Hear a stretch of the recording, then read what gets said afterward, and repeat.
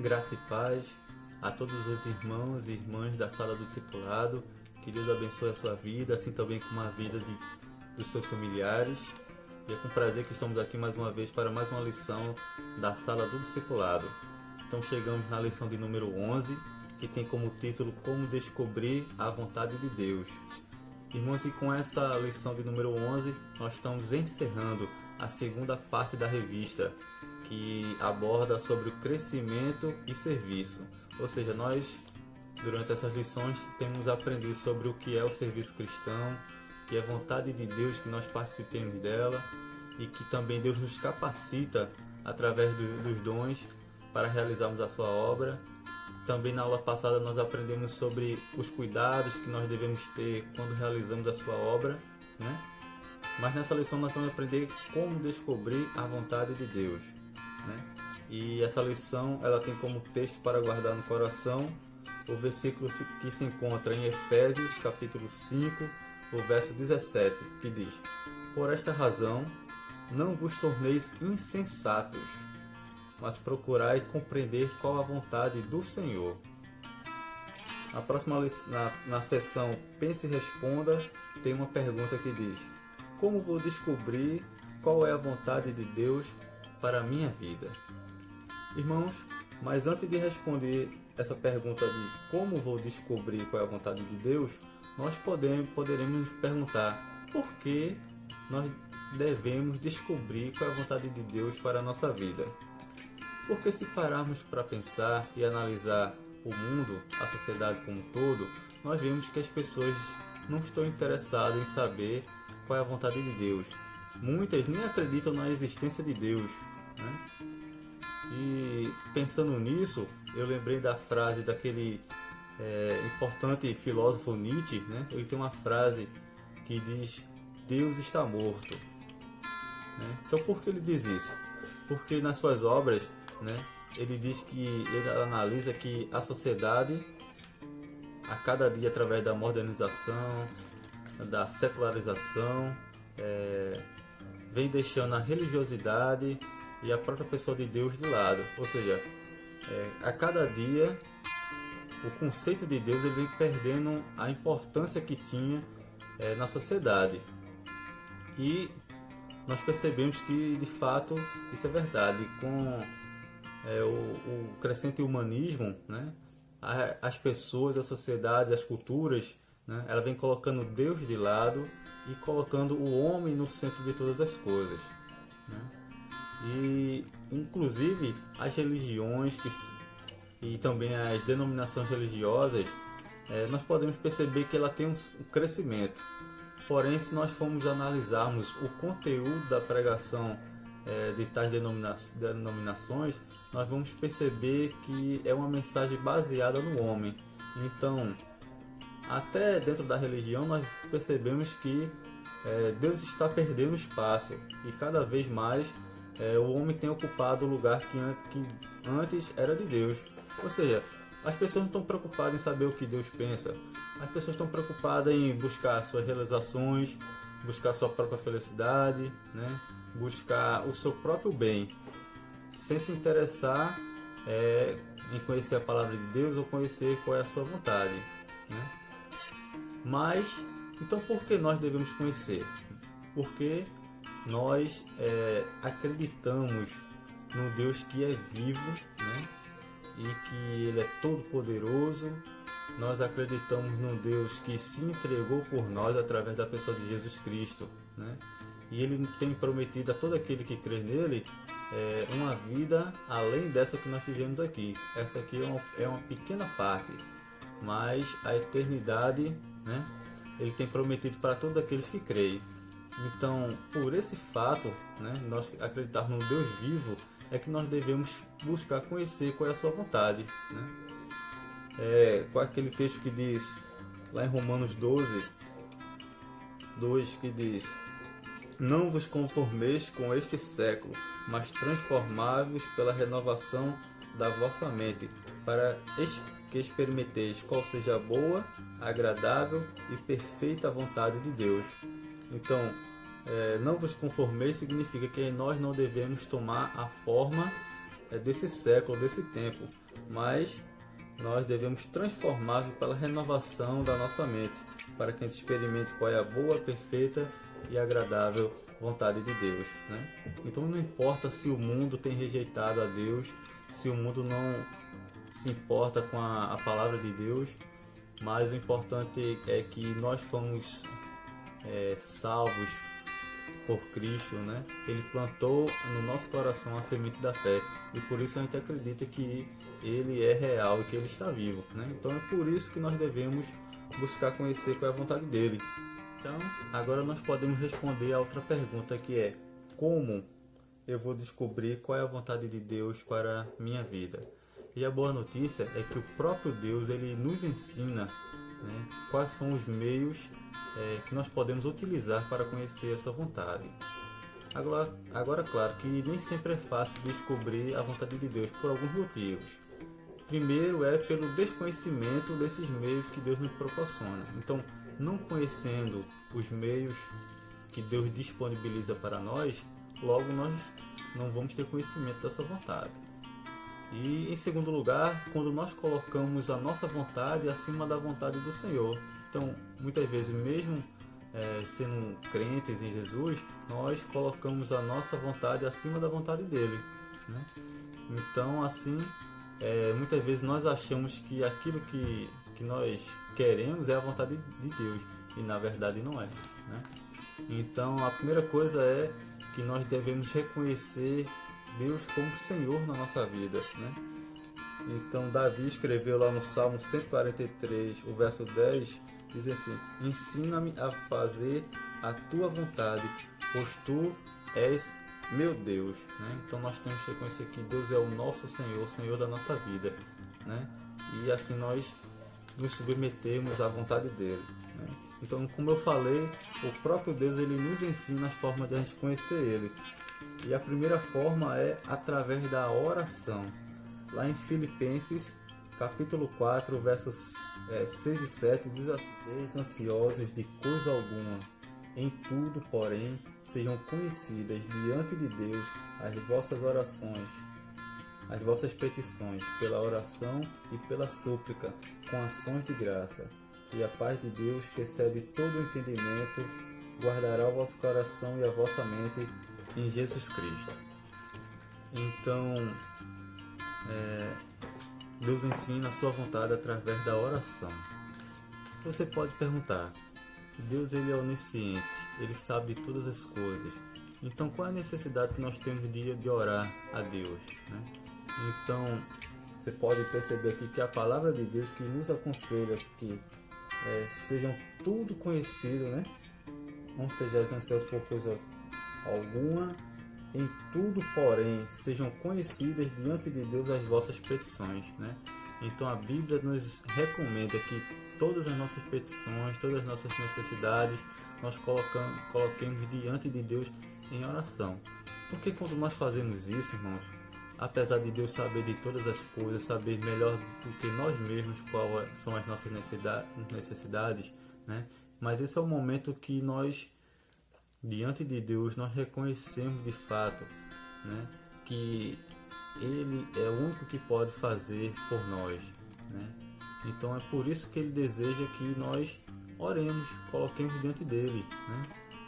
Porque nós não temos capacidade de fazer por nós mesmos. Então Deus, mesmo sabendo de todas as coisas, Ele se agrada quando nós, em oração, colocamos as nossas petições diante da sua presença, né? Então é o momento que a gente fala com Deus, mas também Deus vai falando no nosso coração e ensinando qual é a vontade para a nossa vida, né? Nos ensinando qual decisões nós devemos tomar em todas as áreas da nossa vida. O importante é que a gente deve praticar, né? Porque quanto mais a gente praticar, quanto mais a gente orar de fato, né? Aí nós vamos estar mais sensíveis à voz de Deus, e a cada dia a gente vai compreendendo mais a forma como Deus fala ao nosso coração. Então, a segunda maneira que nós podemos utilizar para conhecer a vontade de Deus é através da sua palavra. Agora, claro que eu estou falando primeiro a segunda maneira, mas uma coisa não está desassociada à outra, né? Então não é só pela oração ou não é só pela palavra, né? Então nós devemos utilizar a oração para perguntar a Deus, né? Para colocar diante de Deus as nossas questões, e ao mesmo tempo nós devemos, através da sua palavra, ler para conhecer o que está dizendo nela, né? E aplicar na nossa vida, né? Então uma coisa não pode ser usada separadamente da outra. Você tem que orar, você tem que ler, né? Então o Salmo 119, verso 105 diz: Lâmpada para os meus pés é a tua palavra e luz para os meus caminhos, né? Então nós podemos utilizar na analogia de uma estrada que nós estamos tudo escuro, né? A gente não vai saber para onde andar, e a Bíblia é como se fosse uma lâmpada, uma luz. Então quando você acende a luz, nós podemos enxergar o caminho correto que devemos seguir. Então justamente esse papel da palavra de Deus é de servir como uma lâmpada para que a gente possa saber qual é o caminho correto, né? Mas a gente não vai ter essa lâmpada à nossa disposição se a gente não abrir a palavra de Deus, se a gente não ler, se a gente não buscar a conhecer, né? A cada dia se aprofundar mais, né? Então exige dedicação da nossa parte, exige empenho, né? Para que a gente possa compreender o texto sagrado, né? E tirar lições para a nossa vida e a forma como aplicar as lições aqui contidas no nosso dia a dia, né? Então nós temos que orar a Deus e também ler a sua palavra, porque ela é lâmpada, ela é luz para a nossa vida, né? Número 3. Deus guia você pelo conselho de outros, né? Então nós podemos conhecer a palavra de Deus ou a vontade de Deus através da oração, através da sua palavra, mas também pelo conselho de outras pessoas. E é interessante pensar nisso, meus irmãos, porque se nós pensarmos em Jesus, né? Então Jesus, ele quando estava aqui na terra, no seu ministério terreno, ele não trabalhou aqui sozinho. Ele logo escolheu para si o quê? Os discípulos, né? Então ele ensinou cada um dos seus discípulos, né? Para que os seus discípulos espalhassem a sua palavra para outras pessoas. Então veja como é importante um servo de Deus, né? Que o conhecimento que ela tem, ela pode ser transmitido, ela tem que ser transmitido para outras pessoas, né?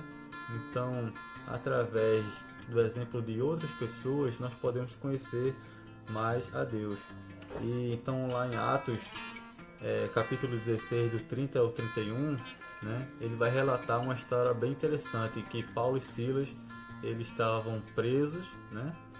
E eles estavam ali orando e louvando ao Senhor. E de repente a cadeia lá onde eles estavam, a cela onde eles estavam, começou a tremer, teve um terremoto.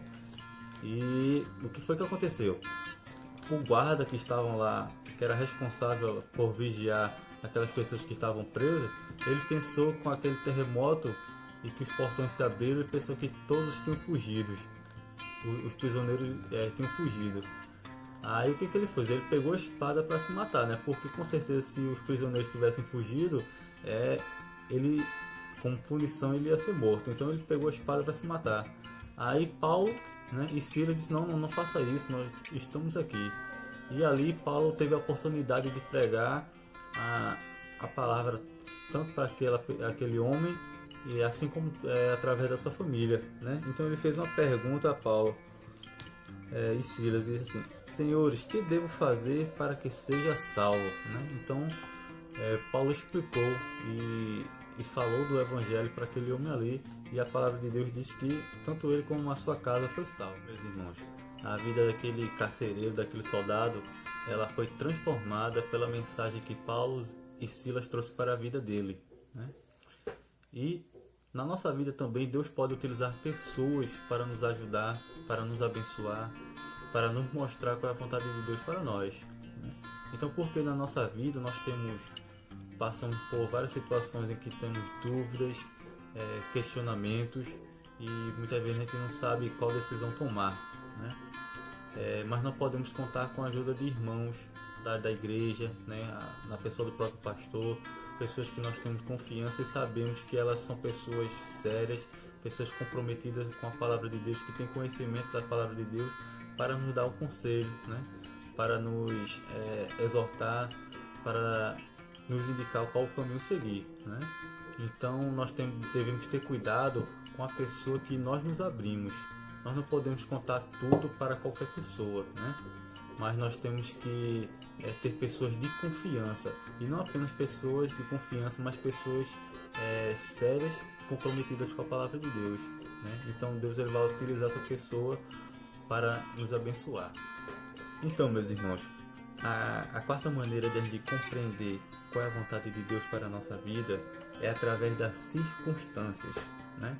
Então, lá no livro de Atos dos Apóstolos, capítulo 16, do verso 6 ao verso 10, conta um momento em que Paulo, Silas e Timóteo eles estavam pretendendo ir para o continente asiático para pregar a palavra do Senhor, mas através de uma visão, né, que Paulo teve, ele entendeu que o Espírito Santo estava indicando a ele para não ir para a Ásia, e sim para o continente europeu. Então o que ele fez? Ele se submeteu e ele foi e obedeceu, né? Então eles foram não para o primeiro lugar que ele tinha determinado, mas para a Europa. Então, naquele tempo, meus irmãos dos apóstolos, né, eles não tinham o Novo Testamento pronto ainda, estavam em formação, né? Então Deus falava muito através de visões e revelações, que de certa forma ficava mais fácil para eles compreender o caminho que eles deveriam seguir, né? Hoje nós temos a palavra de Deus que nos ajuda, mas nem sempre é fácil a gente entender as circunstâncias que Deus coloca na nossa vida, né? Então, é um conjunto de coisas, ou seja, nós temos que ter em prática essas coisas que nós já falamos, ou seja, tem que ter uma vida de oração, uma vida de leitura da palavra de Deus, né? Também através da mensagem, das pregações do pastor, de pessoas servas do Senhor, né? Através do conselho de outras pessoas, né? Então, no conjunto dessas coisas, nós vamos ter a capacidade para distinguir as circunstâncias que Deus coloca na nossa vida, porque às vezes certos momentos, certas circunstâncias podem nos confundir. Por exemplo, uma questão hipotética, só para a gente entender. Por exemplo, vamos pensar que um rapaz ele está muito apaixonado por uma moça. Aí ele pede a Deus, ora a Deus, que Deus mostre a ele, Deus dê um sinal a ele para que ele saiba que a moça também gosta dele. Aí, em algum momento, a moça olha para ele assim, aí o rapaz, eita, ela olhou para mim de um jeito diferente. Eu acho que Deus quer de fato que eu namore com ela. Mas, na verdade, não tem nada a ver, né? Aquilo era só a vontade dele, que ele queria ficar com aquela moça. Aí ele interpretou como se fosse a palavra de Deus, né? Então, muitas vezes as circunstâncias podem nos confundir, né? Então nós temos que pedir sabedoria a Deus e praticar todas essas coisas que a gente falou, para que a gente possa compreender. Quando a gente vê uma coisa acontecendo na nossa vida, a gente entender, eita, isso aqui é de Deus. Deus não quer que eu continue agindo dessa forma. É melhor mudar. Ou Deus coloca alguma coisa na nossa vida dizendo, ó, isso que tu está fazendo está errado. Então, volta atrás, segue outro caminho, né? Então nós temos que pedir sabedoria a Deus, né? E nos submetermos, assim como Paulo se submeteu à vontade de Deus, àquela circunstância, nós também temos que nos submeter, mas com muita sabedoria.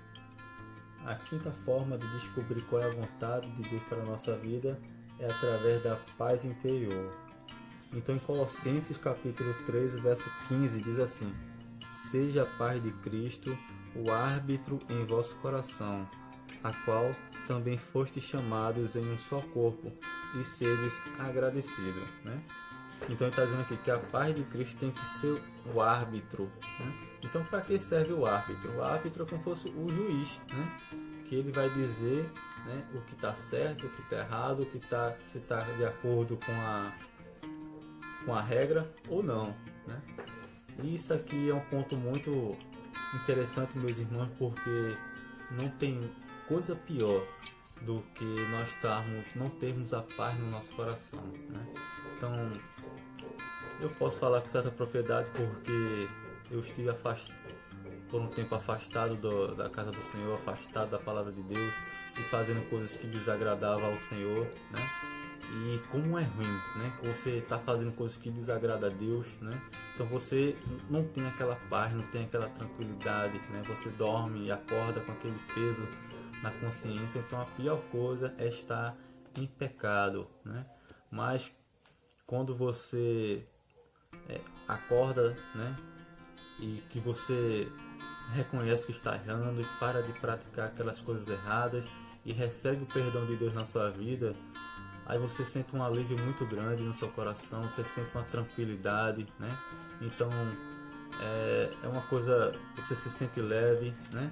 Então não tem coisa melhor do que sentir a paz de Deus na nossa vida, né? Então no nosso dia a dia, nas diversas situações, nós vamos tomar nossas decisões, né? Então Deus ele vai colocando paz. Se nós sentirmos, né, que nós não fizemos aquilo que agradava a Deus, então nós vamos sentir aquele peso, né? Então o Espírito Santo ele vai nos incomodar, vai mostrar que a nossa atitude não foi correta, né? E aí a gente tem a oportunidade de mudar aquilo ali, de consertar, né? E quando consertamos ou tomamos a decisão correta, né? Então Deus ele vem no nosso coração e nos tranquiliza e nos faz perceber que a gente agiu da maneira correta, tomou a decisão mais acertada para aquele momento, né? Então é uma sensação muito boa, né? Uma sensação que só Deus pode proporcionar na nossa vida, né? E a gente já falou sobre essa questão de paz, né? Em uma lição anterior, sobre a questão que o Império Romano ele queria ser aquele que oferecia a paz para o povo, né? Mas era aquela paz assim que era imposta através da força, né, do seu exército. Mas na verdade a paz verdadeira, a paz que excede todo entendimento, só essa Deus pode dar, né? Que é aquela paz que de fato vem através do sentimento de perdão, do sentimento de que foi perdoado, de que foi justificado, né? E ela tira dos nossos ombros todo o peso, toda a culpa, toda a dor, né? Então Jesus Cristo carregou tudo isso para nós, né? Então quando Deus coloca a paz no nosso coração, então nós podemos ter certeza de que nós estamos agindo da forma correta. Então se for o contrário, então o Espírito Santo ele vai nos apontar e vai dizer, não é por aí não, você tem que rever, pense direitinho se o que você está fazendo é correto. Então ele vai nos incomodar, né? Então essa é mais uma forma da gente aprender qual é a vontade de Deus. Então meus irmãos, chegamos ao final da lição e nós aprendemos hoje, né, que nós devemos aprender qual é a vontade de Deus para a nossa vida, porque nós somos servos do Senhor, Ele é o Senhor da nossa vida, né? Então embora o mundo não queira saber de Deus, não queira saber da sua vontade, mas nós queremos, porque nós fomos salvos e resgatados por Ele, né? Então Ele mesmo nos ensina a forma que nós devemos conhecer mais Ele. Ou seja, através da oração nós devemos colocar diante de Deus as nossas petições. Nós devemos também ler a palavra de Deus, buscando resposta, né, para as nossas questões. Nós também temos que nos aconselhar, né, pedir conselho para outras pessoas que são servas verdadeiras do Senhor, pessoas mais experientes que podem nos dar uma palavra de aconselhamento. E Deus também fala conosco através das circunstâncias e através da paz e da tranquilidade que Ele bota no nosso coração, né? Então meu desejo é que a gente, né, conheça mais da vontade de Deus, que Deus nos ensine a cada dia mais, né? E que a gente possa colocar todas essas coisas que nós aprendemos em prática. Que Deus abençoe a sua vida. Até mais.